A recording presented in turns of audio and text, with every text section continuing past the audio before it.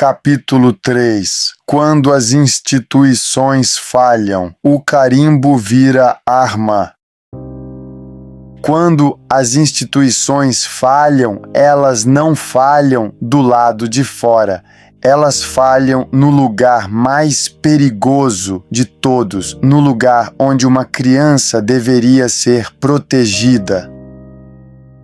O que torna a paternidade roubada tão devastadora é que ela não acontece apenas por ação de indivíduos. Ela acontece porque o sistema permite, sustenta e prolonga.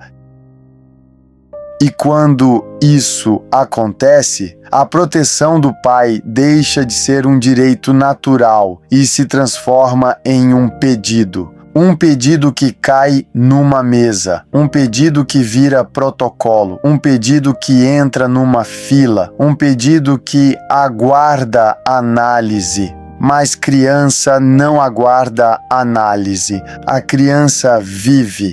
Ela respira dentro de um ambiente real, com tensões reais, com violações reais. E o pai que deveria proteger é impedido. A falha institucional tem uma forma específica de crueldade. Ela não se apresenta como agressão. Ela se apresenta como normalidade. É a violência que veste terno. É o descaso que assina. É a omissão que carimba. O pai então descobre uma verdade brutal. Instituições podem falhar sem sentir nada. Podem errar sem pagar preço. Podem atrasar sem perder o sono. Podem negligenciar sem sofrer consequência. Enquanto isso, o preço vai para quem não tem defesa, a criança. O sistema chama de procedimento, se transforma numa sentença invisível. Primeiro afastam o pai para prevenir, depois empurram o processo, depois normalizam a distância, depois a criança se adapta, depois alguém diz que agora não dá mais. A verdade é que o sistema cria um corredor onde o tempo faz o trabalho sujo e quando o tempo termina de fazer o trabalho sujo, o dano já está instalado. A criança já aprendeu que o pai não vem, que o pai não consegue, que o pai não tem voz, que o pai não tem força, que o pai é impedido. E isso destrói uma parte fundamental do mundo interno dela, a ideia de proteção. Porque uma criança saudável precisa acreditar que existe alguém capaz de protegê-la. Quando a proteção do pai é bloqueada e as instituições não reparam isso com urgência, o que acontece não é neutro, é formação de trauma. A criança cresce com a sensação de que o mundo não atende, de que o pedido não importa, de que a dor dela pode ser ignorada sem consequência. E é nesse terreno que nasce o próximo estágio da destruição, a entrada dos usurpadores. Quando o pai sai do lugar, outros entram. E nem sempre entram para proteger.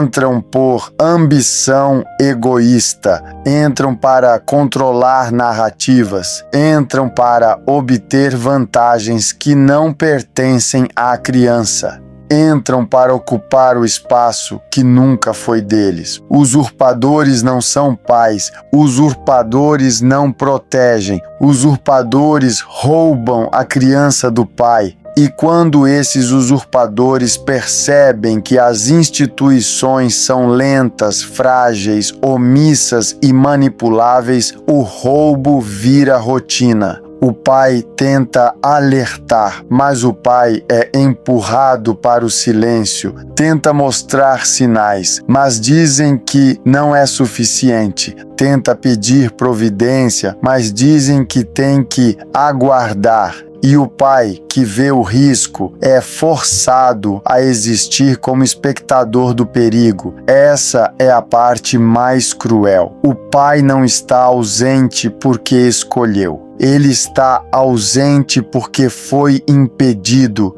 E a criança fica ali, submetida a um ambiente onde seus direitos básicos podem estar sendo violados reiteradamente. Direitos básicos não são luxo. Direitos básicos são o mínimo: ser ouvida, ser atendida, ser acolhida, ser protegida, ter paz, ter verdade. Quando a criança pede proteção do pai e não recebe resposta, a infância dela vira uma escola de desamparo. Ela aprende a não pedir, aprende a não insistir, aprende a engolir, aprende a aceitar, aprende a sobreviver num ambiente onde o justo não vence, onde a verdade não tem pressa e onde o vínculo é tratado como detalhe. Este capítulo é sobre isso. Quando as instituições falham, elas não são neutras, elas se tornam